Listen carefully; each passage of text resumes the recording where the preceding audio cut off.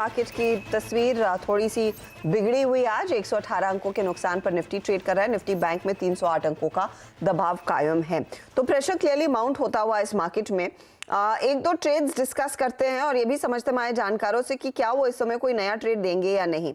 अच्छा, इस घंटे आप देखिएगा कुछ स्टॉक्स है जहां पर धीरे धीरे करके दबाव बढ़ रहा है। उसमें से एक रिलायंस इंडस्ट्रीज है, आरआईएल का स्टॉक आपकी स्क्रीन पर लेकर आते हैं। करीब 1% का दबाव यहां पर कायम, और प्रेशर अगर यहां पर आ जाता है तो मार्केट के हाल और बिगड़ते हुए दिखाई दे सकते हैं। पंकज, चार्टिकली रिलायंस क्या संभलेगा 2580 के आसपास या फिर दबाव आ सकता है? रिलायंस की जहां तक बात करेंगे तो आज इंट्राडे के अंदर डेफिनेटली प्रेशर देखने मिल रहा है, लेकिन ये यहाँ से बाउंस बैक करने के लिए रेडी है। और मुझे लगता है कि आने वाले समय में ये 2680 और 2720 के टारगेट लगाने के लिए रेडी है। ये एक ऊपर जाने से पहले थोड़ा सा प्रॉफिट बुकिंग आया है इसके अंदर। मेरा समझना है कि यहाँ से 2720 के टारगेट के लिए स्टॉक रेडी है। डेफिनेटली बाय बिट बन सकती है इसके अंदर।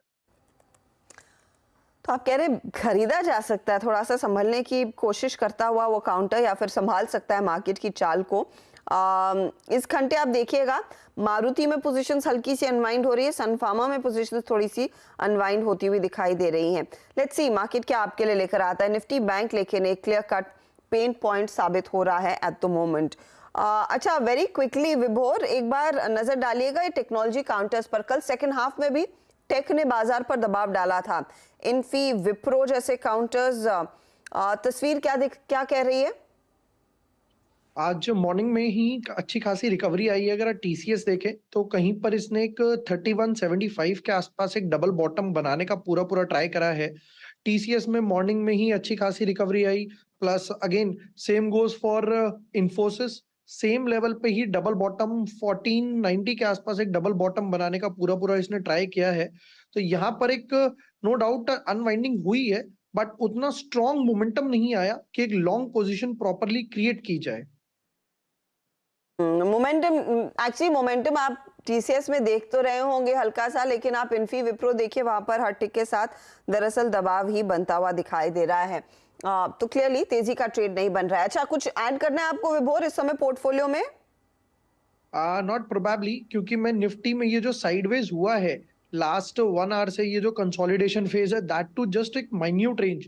तो अगर मार्केट 18,000 के नीचे जाता है तो अगेन आज बाटा इंडिया के भी नंबर हैं, तो मैं नंबर्स के साथ ही प्ले करूंगा कल की तरह, और प्रोबेबली शॉर्ट साइड का ही ट्रेड ढूंढूंगा।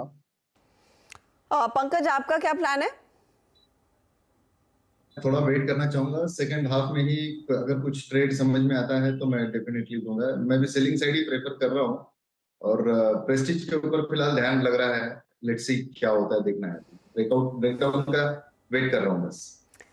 चलिए, तो डर है कि एक ब्रेकडाउन आएगा और ऐसी स्थिति में फिर शॉर्ट साइड के ट्रेड्स का ही सहारा रहेगा। चलिए, सारे ट्रेड्स आपको दिखा देते हैं जो हमारे जानकारों ने जोड़े हैं, और फिर कौन कहां पहुंचा है वो आपकी स्क्रीन पर। विभोर ने सीजी पावर ऐड किया बाय साइड की तरफ, 270 इनका टारगेट है, 240 के आसपास स्टॉप लॉस इन्होंने सुझाया, 0.2% के रिटर्न्स ये देता हुआ। दूसरी तरफ आप देखिएगा पंकज का पोर्टफोलियो, तो एस्कॉर्ट्स में एक बाय कॉल इन्होंने पिक किया 2250 के टारगेट के लिए। स्टॉप लॉस आप 1930 रखें, ये इनफैक्ट अगले हफ्ते तक जा सकता है स्टॉक। फ्लैटिश ये भी हल्का सा पॉजिटिव टिक यहाँ पर। अमित ने 2 ट्रेड्स कैरी किए हैं। कैस्ट्रॉल 135 के टारगेट के लिए 123 स्टॉप लॉस है, ये कैरी किया, और रेन इंडस्ट्रीज भी कैरी ही कर रहे हैं, 185 का टारगेट, 171 स्टॉप लॉस। बीएल इन्होंने शॉर्ट किया है 101 के टारगेट के लिए, 108.50 पर स्टॉप लॉस रखना है।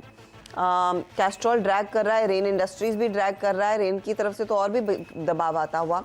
बीएल 0.14% जोड़ता हुआ। यह है फिलहाल आपके लिए करंट स्थिति। तो रिटर्न्स की हाल आपकी स्क्रीन पर आ गए हैं। विभोर 15.5% के रिटर्न्स पर बैठे हैं, 5% के रिटर्न्स लगभग पंकज के, 2.39% के रिटर्न्स हो गए हैं अमित के, क्योंकि इनका कैस्ट्रॉल और रेन इस समय परफॉर्म नहीं कर रहा है। चलिए, वक्त हो रहा है एक ब्रेक का। ब्रेक के बाद जायजा लेंगे कमोडिटी मार्केट के एक्शन का।